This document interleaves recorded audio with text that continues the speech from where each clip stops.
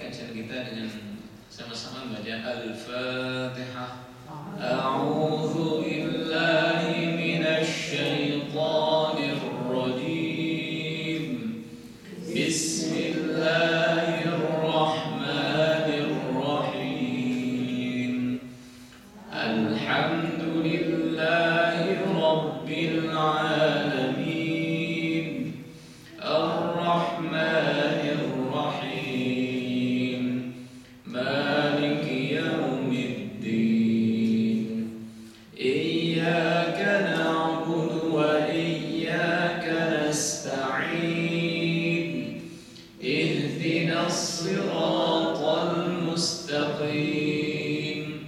Siratal ladzina an'amta 'alaihim ghairil maghdubi 'alaihim waladdallin. Amin. Bismillahirrahmanirrahim. Sama.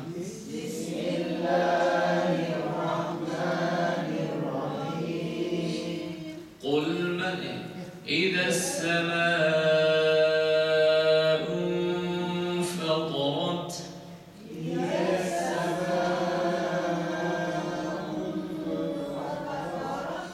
wa idza al-kawakibu intatharat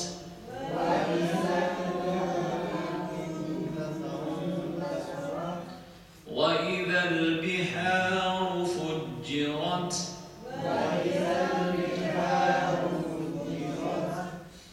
وإذا القبور بعثرت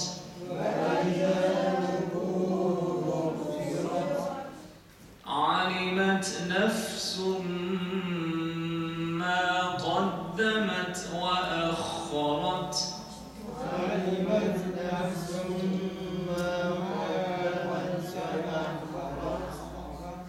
يا أيها الإنسان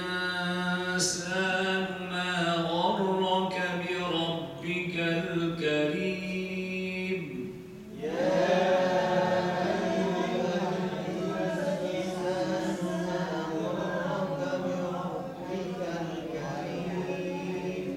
الذي خلقك فسواك فعدلك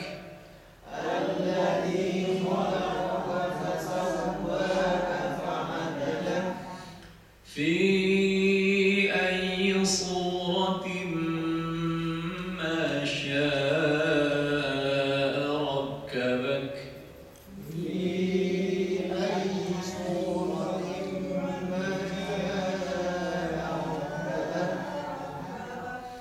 كلا بل تكذبون بالدين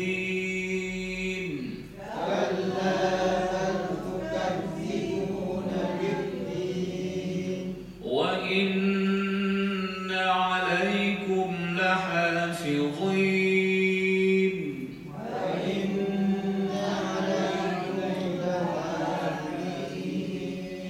كراما كاتبين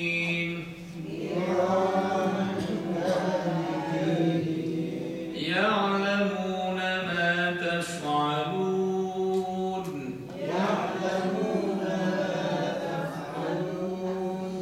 إن الأبرار لفي نعيم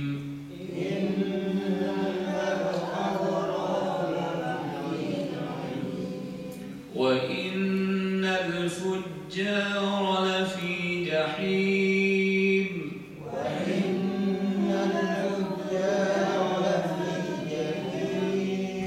يصلونها يوم الدين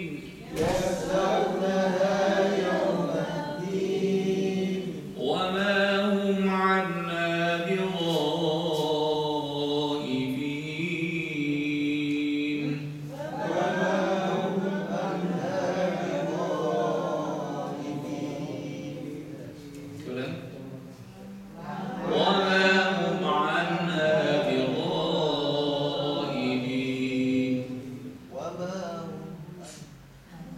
ثم ما أدراك ما يوم الدين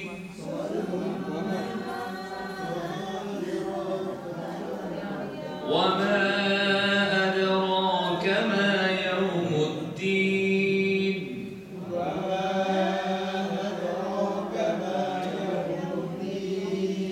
ثم ما أدراك ما يوم الدين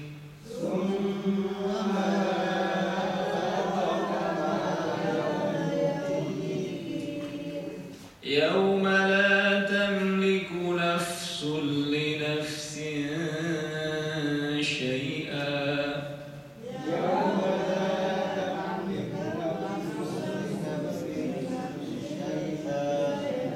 والأمر يومئذ لله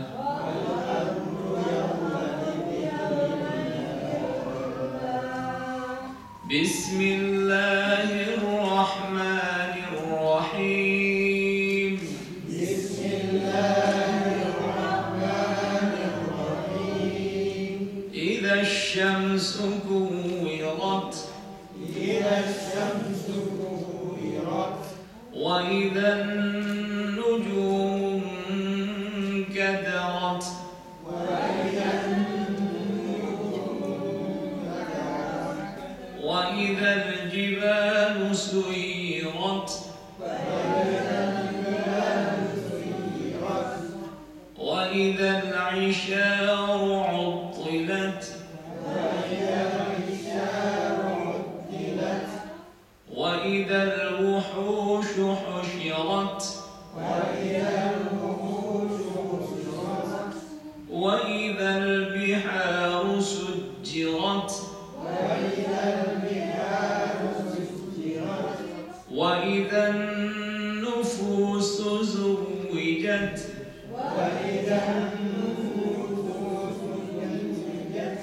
وإذا الموءودة سئلت بأي ذنب قتلت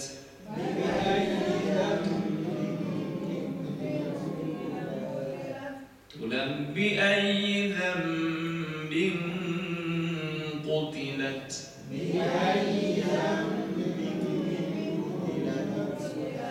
وإذا الصحف نشرت وإذا السماء كشطت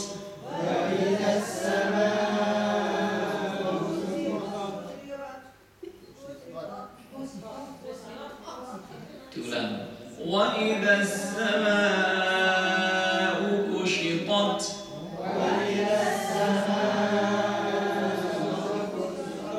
وإذا الجحيم سعرت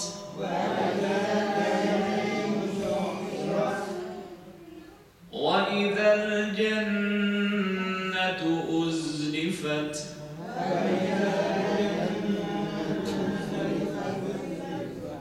أزلفت وإذا الجنة أزلفت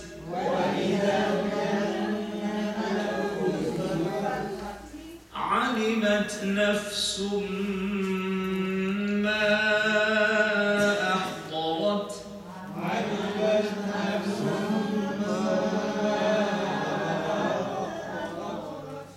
فلا أقسم بالخنس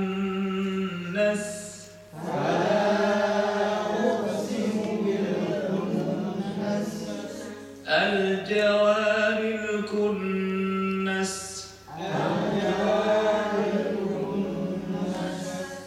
والليل إذا عسعس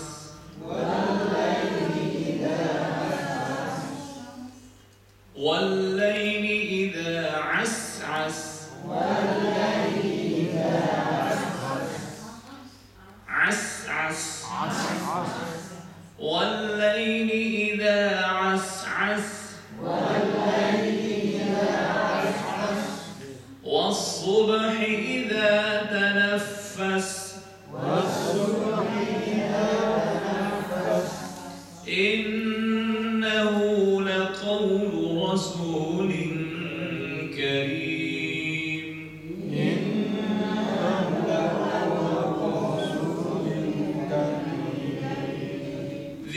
قوة عند ذي العرش مكين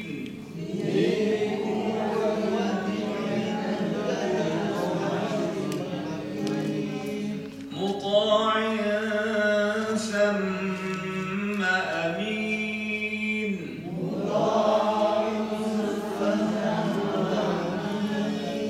وما صاحبكم بمجنون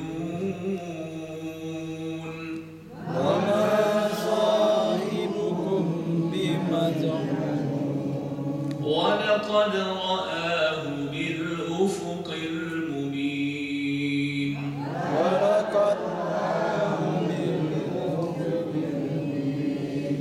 وما هو على الغيب بضنين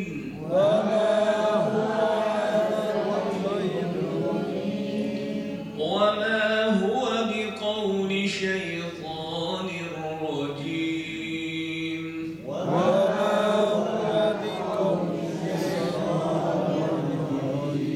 فأين تذهبون إن هو إلا ذكر للعالمين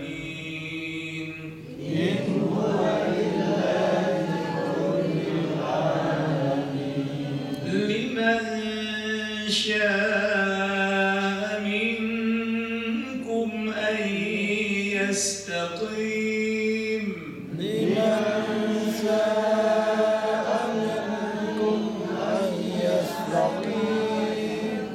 وما تشاءون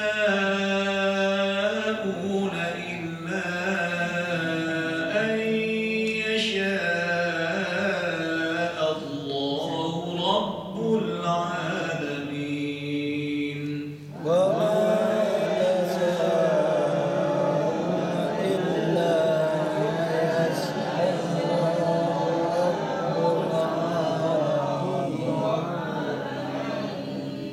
صدق الله العظيم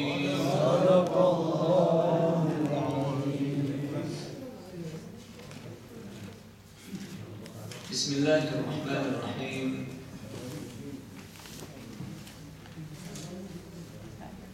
Allah Subhanahu wa taala telah berfirman dalam surah Al-A'raf,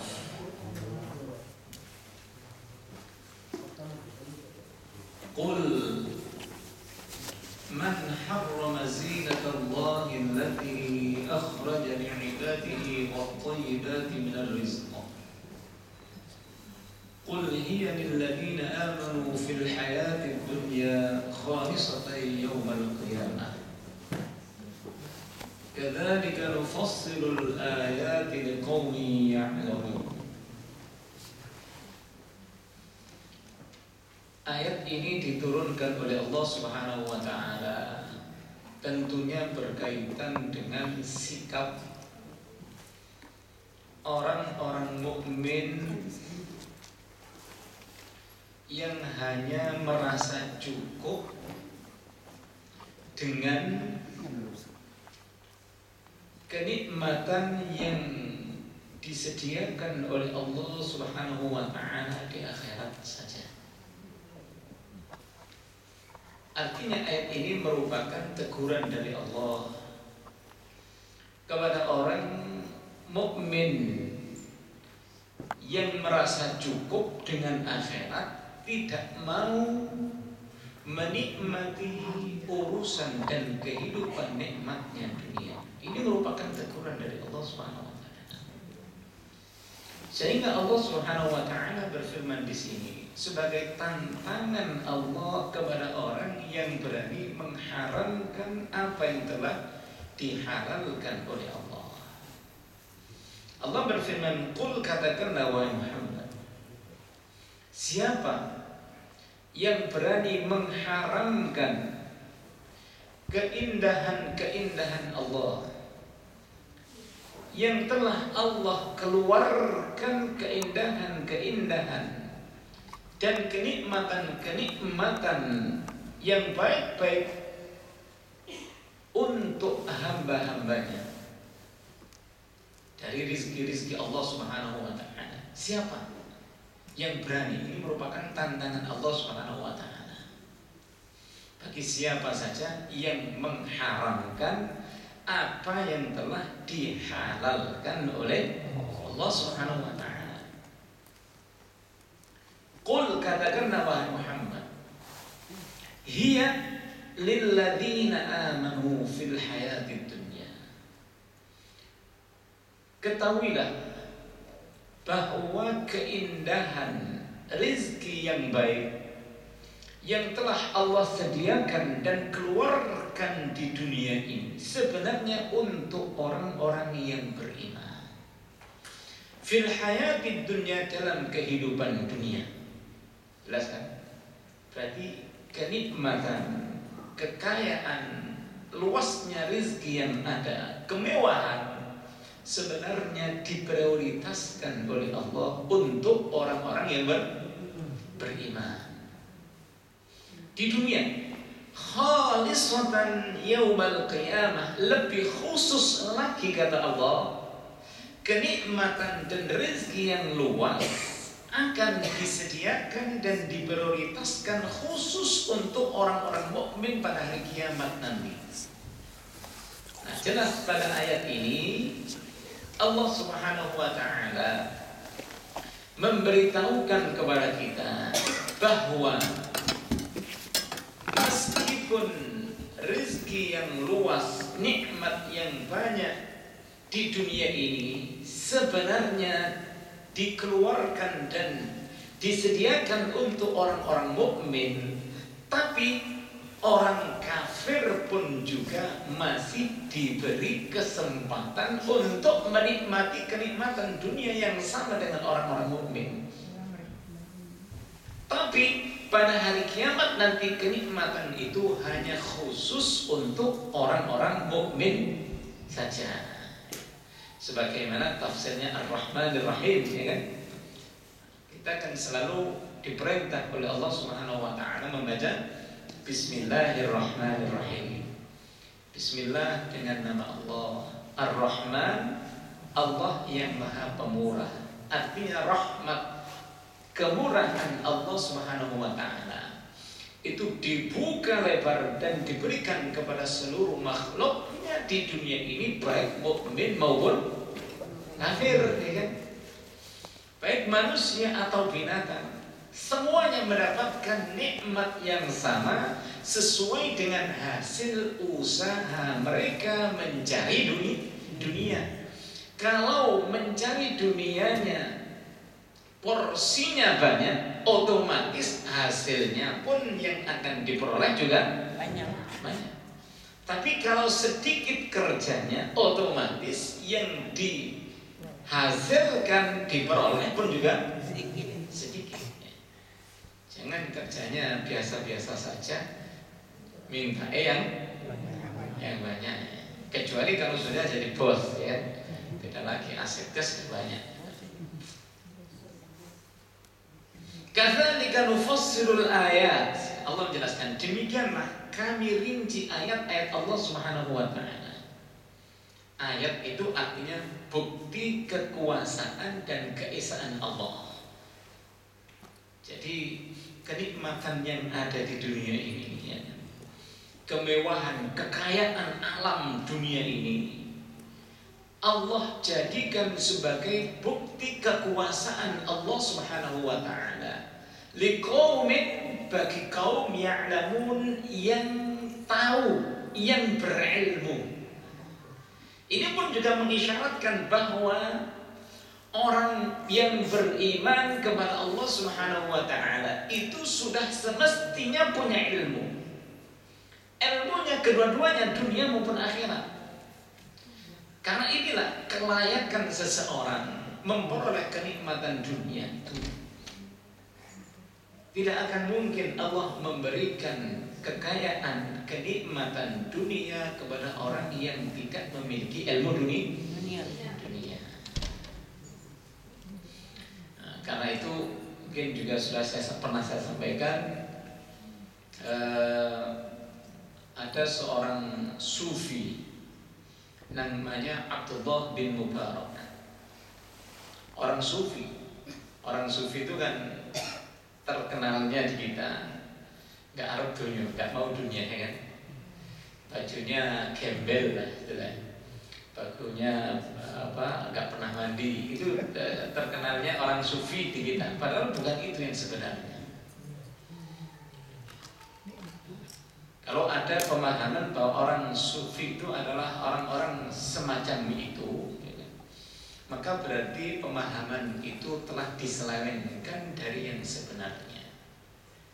Salah satu contoh Abdullah bin Mubarak itu adalah saudagar terkaya pada waktu itu di, kalau sekarang di kota Baghdad. Dia kemana-mana ya kan, selalu keluar dengan super wah. Kalau sekarang kendaraannya ya termahal sekarang. Kemudian suatu saat beliau Abdullah bin Mubarak pernah dihadang oleh orang Yahudi. Orang Yahudi menghadang Abdullah bin Mubarak.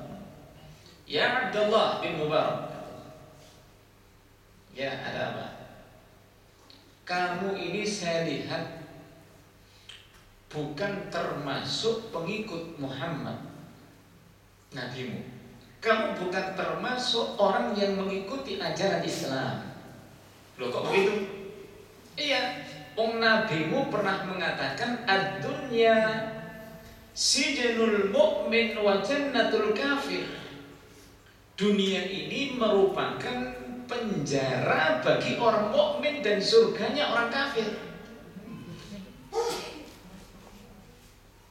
Wal akhiratu, sedangkan akhirat itu jannatul mu'min wasijnul kafir, sedangkan akhirat itu merupakan surganya orang mukmin, neraka atau penjaranya orang kafir. Nah ini kebalikannya. Sekarang ini yang aku lihat, kamu yang mengaku dirimu sebagai orang muslim malah termasuk orang yang paling kaya ya kan? Semuanya sebalok ya kan? Sedangkan aku, orang Yahudi itu adalah orang yang sangat miskin. Kebalikan kan? Nah ini berarti gak cocok. Lah aku meminta seluruh hartamu berikan kepadaku, ya kan? Biar aku nikmati ya kan surga dunia, ya kan? Cukuplah bagi kamu surga akhirat. Karena hadirnya nabimu seperti itu. Kemudian dijawab oleh Abdullah bin Mubarak, kamu salah. Allah Subhanahu wa ta'ala berfirman menyebutkan ayat ini, qul man harrama zinatallahi allati akhraja li'ibadihi wa thayyibati minar rizq. Sedangkan makna dari hadis Rasulullah sallallahu alaihi wasallam tersebut mengisyaratkan bahwa senikmat-nikmat rizki, seluas-luas rizki yang Allah berikan kepada orang mukmin di dunia ini, kalau dibandingkan dengan nikmat akhirat, masih termasuk ukuran apa? Penjara, masih gak ada apa-apanya. Kenikmatan yang paling mewah ini yang dimiliki oleh orang mukmin, kalau dibanding dengan kenikmatan di akhirat gak ada apa-apanya. Seperti orang mukmin ini hidup dalam penjara. Berbeda hanya dengan orang kafir. Senikmat-nikmat apa yang dirasakan oleh orang kafir di dunia ini, ya kan?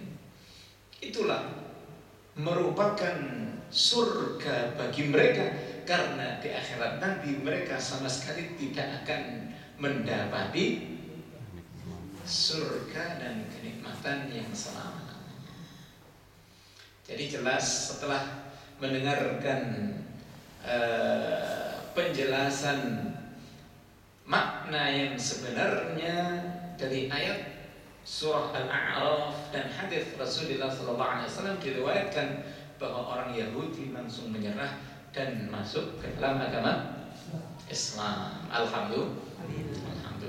Begitu pula halnya kita harus menyadari dan memahami, ya. Artinya nikmat dan rezeki yang luas ini sebenarnya diprioritaskan oleh Allah Subhanahu wa taala untuk orang-orang mukmin. Sebab firman-firman Allah Subhanahu wa taala yang menjelaskan tentang prioritas dunia ini untuk orang mukmin dijelaskan oleh Allah dalam Al-Qur'an. Orang mukmin membaca Al-Qur'an, sehingga orang mukmin seharusnya merasa terpanggil untuk melaksanakan perintah Allah daripada orang-orang kafir yang tidak membaca Al-Qur'an. Al-Quran yang diimani oleh orang mukmin harus direalisasikan dengan amal. Seperti contohnya firman Allah, "Huwallazi khalaqalakum ma fil ardi jami'an." Ini firman Allah. Allah yang menginformasikan kepada kita bahwa Dialah Allah yang telah menciptakan untuk kalian wahai manusia apa yang ada di muka bumi ini. Jami'an, semuanya, kata Allah, ya.